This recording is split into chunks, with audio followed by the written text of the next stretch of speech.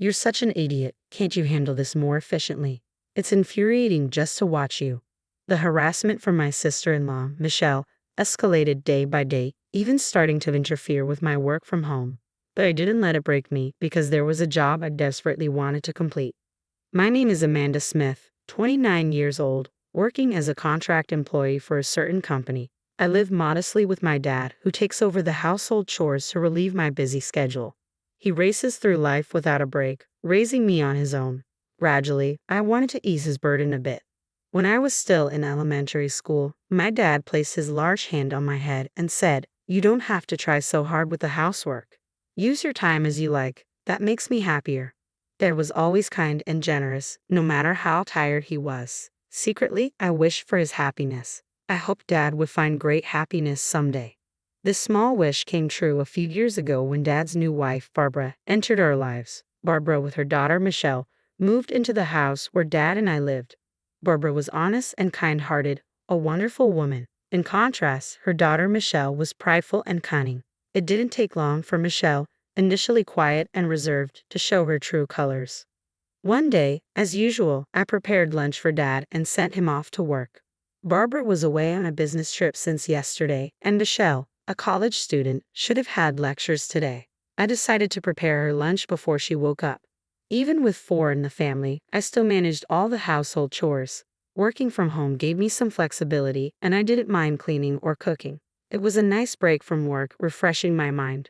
Barbara, now my stepmother, often said she felt bad having me do everything, but I assured her I enjoyed it. By the time I set breakfast for Michelle and me on the table, I heard her coming down the stairs, groggy. Michelle entered the living room, and I greeted her, "Good morning. Breakfast is ready. Your lunch is on the table too. Feel free to take it." Michelle paused and said, "I'm not going to college today." "Ha, but your calendar said you had lectures. They were rescheduled later." I updated the calendar. "Didn't you see it?" Sorry, haven't checked yet." In our house, where lifestyles greatly differ, we decided to write down schedules on a shared calendar. I'm still not used to this new habit, and sometimes I forget to check. Michelle sighed heavily and muttered, "You're really clumsy," before returning to her room. I didn't take her words too seriously, assuming she was just cranky from waking up. 2 weeks passed since then. After days of relentless rain, it finally cleared up on a sunny Saturday morning. Feeling refreshed, I was hanging laundry when I sensed Michelle, who had slept in, getting up. But something was off.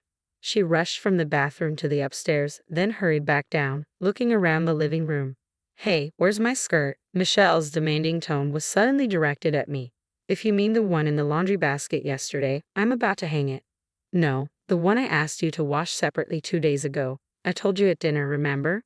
"Oh, that one. It had a small tear, so I decided to mend it before washing separately. I finished mending it last night, and it's in the washer now." "What? Didn't you listen to me? I said I needed it washed early because I'm wearing it today. Are you even listening?" I was at a loss for words. Indeed, she had asked to wash that long skirt separately, but I wasn't informed she needed it today. I recalled our conversation from 2 nights ago. "I want to wear it next Saturday, so please wash it by then." "Next Saturday is in next week." Yeah, don't make me repeat myself." Michelle ended the conversation abruptly, playing with her phone. That's when the misunderstanding occurred, and it was Michelle who hadn't listened properly. Though I had no reason to be blamed, I didn't want to argue and said, "Sorry, I misunderstood the date." But Michelle, standing before me, blared with a disdainful look. "Think an apology solves everything. This is why I hate dumb people. Having a high school graduate sister is just unbearable. Can't even manage household stuff properly." Michelle attends an elite university known nationwide. Our worlds are different, yet I had hoped we'd get along now that we're family. "Just to be clear, I never thought of you as family from the start," Michelle said mockingly with a disturbing smile. Seeing that expression, I realized our differences might be harder to bridge than I thought. Since that day, I felt an eerie chill. Michelle's disdain towards me became more apparent in her actions. When I worked from home, loud music blared from Michelle's room, not just disrupting my work but loud enough to be a nuisance to the neighbors. "Could you lower the volume a bit? The neighbors might complain," I asked timidly. "What?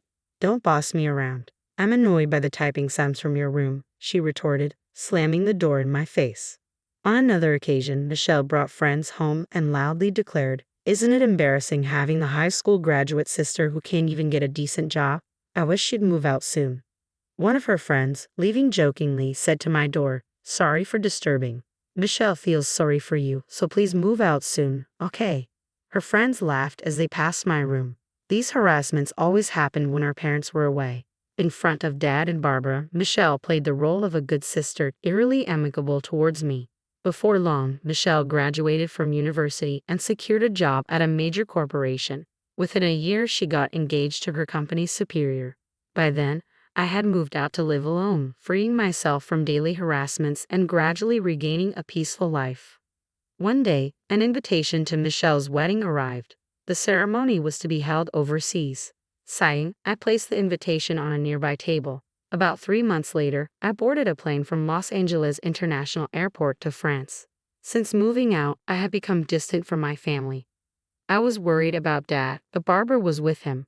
Without me in that house, Michelle wouldn't cause trouble to preserve Dad's happiness. I want to avoid family conflicts, so it was better to keep my distance from Michelle and minimize visits to my family home. To Dad and Barbara, I explained that I moved out to focus on my career. Despite the suddenness, they respected my decision, telling me, "Don't worry about home. Just do what you think is right. Yes, you should pursue what you want. It's a once-in-a-lifetime chance," they said with a smile. It's true that Michelle's actions affected my work, but that wasn't the only reason I left. I felt it was time to confront my own life and take a new step. On the night before Michelle's wedding, in my hotel room, as I checked the dress and belongings for the next day, my phone rang. Michelle's name appeared on the screen, and a bad feeling washed over me.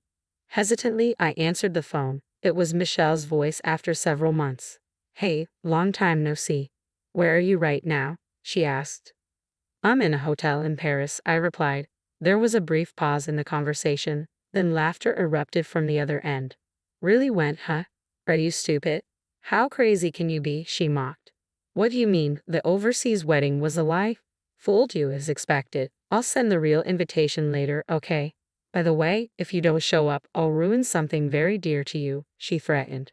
The call ended there, and I sat weakly on the bed. Michelle had played a cruel trick on me, and she might be planning another scheme. Additionally, Michelle said, moreover, she threatened to ruin what's most important to me if I didn't attend.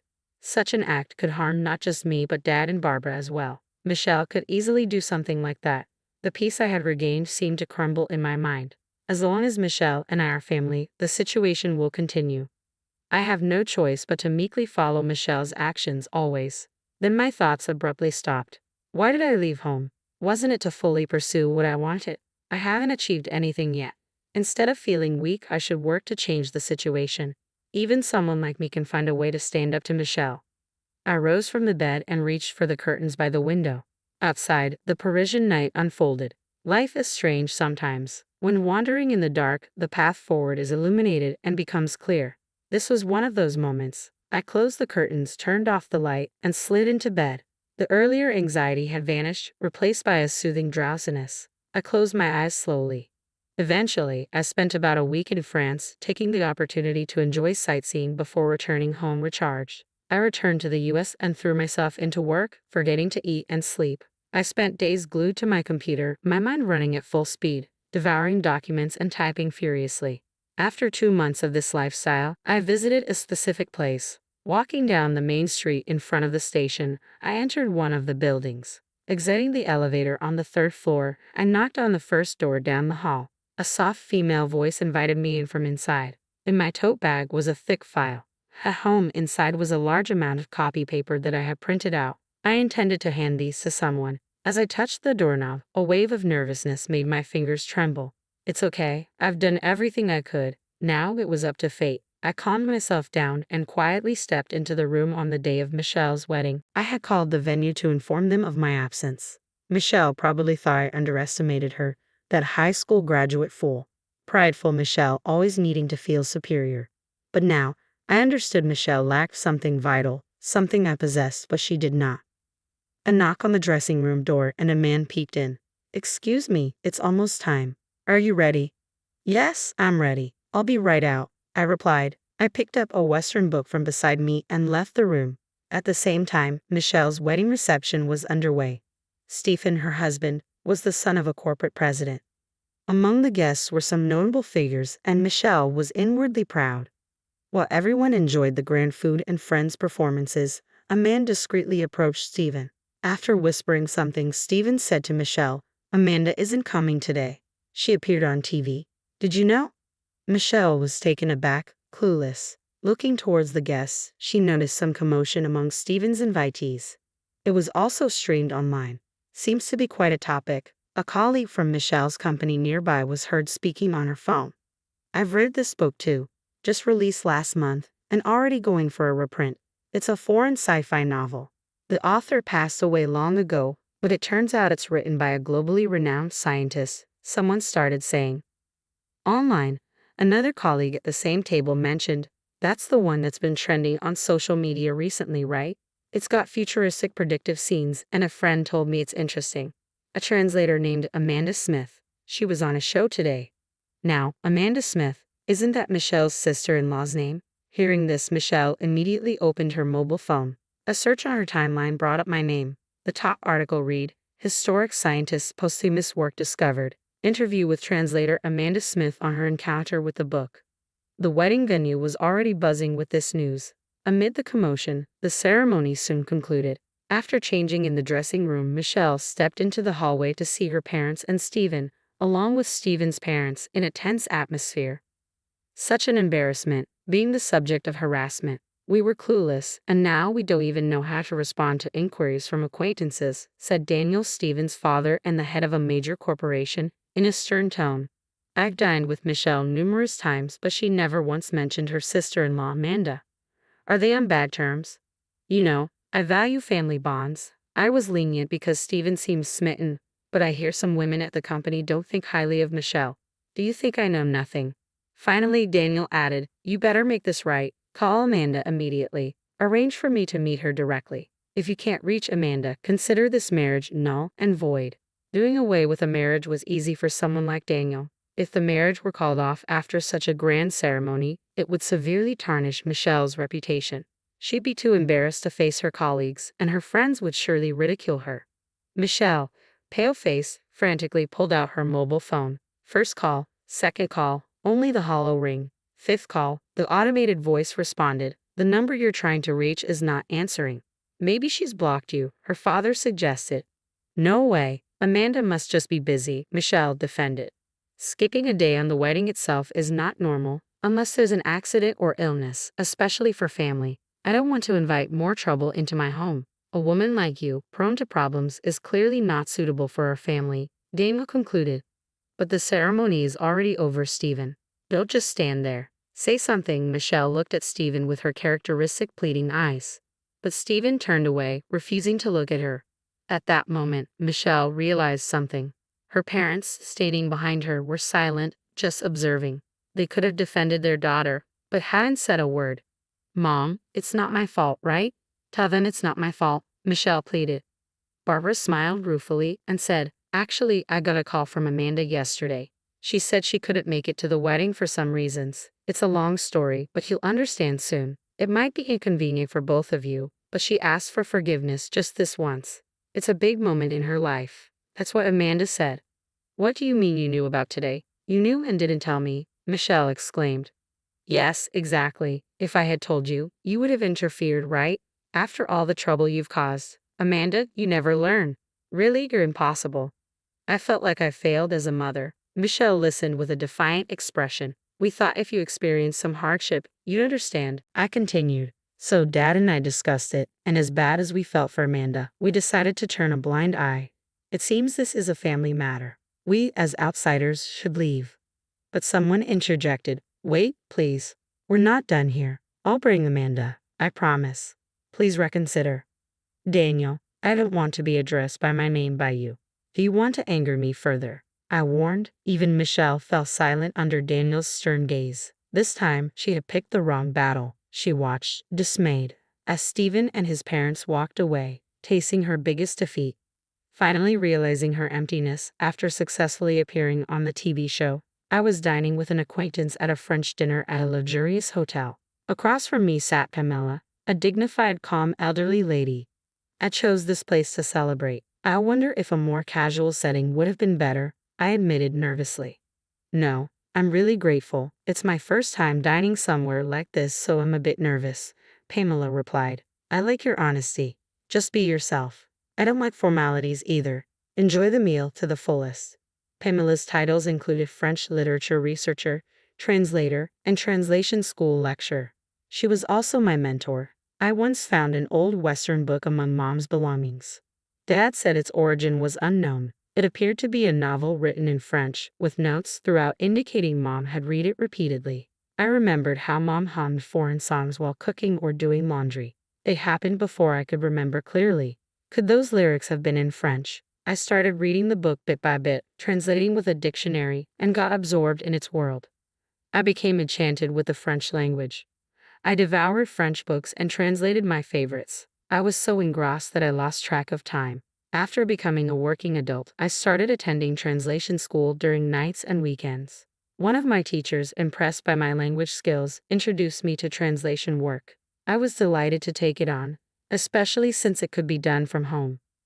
Around the same time, Dad decided to remarry. Even with the increased family size, my work wasn't affected, except for the issues with Michelle. I was surprised when you handed me a thick manuscript. Your translation skills were professional level, and the novel had a unique worldview. I had been translating for years, but I was never quite satisfied with my work. It took a long time, but completing it helped me grow mentally. Yes, translation is a battle with oneself. Each completed work feels like shedding a skin. It's fascinating, I agreed. Pamela smiled warmly upon hearing my words. It's a blessing to have something you want to pursue passionately in life. When I returned home after a long time, Barbara greeted me. Dad was still busy with work, coming home late as usual. I heard footsteps coming down from upstairs. Ah, finally awake, Michelle. You have a part-time job today. After the wedding cancellation and leaving her job, Michelle seemed to have been staying home. Barbara had told her, "How long will you sulk? Do you want to live miserably like this forever? If you don't want to start over, you better leave this house." Worried about being kicked out, Michelle reluctantly started looking for part-time work and settled on a grocery store clerk position. As Michelle passed by the living room, she glanced at me awkwardly and hurried out the door. "Amanda, you're going overseas for work, right? You said something about a potential contract with a new author," Barbara said. "Yes, it looks like it's going to be finalized, but they want to meet in person," I replied. "That's great. I'm relieved to hear your translation work is going well. Take care, and I'm looking forward to the souvenirs." Barbara's innocent smile made me smile too. Continuing to do what I love is enough for me. I thought it was that simple. My ability to become a translator was because I maintained a pure heart. It's a gift from Mom in heaven, a talent to enjoy life to the fullest. On my way back from my parents' house, I passed by a dogwood tree. Stopping to look, I saw many buds waiting to bloom. Surely, I'm just getting started too. Bloom one flower at a time. I'll continue on my path as the gentle spring breeze blew. I started walking again.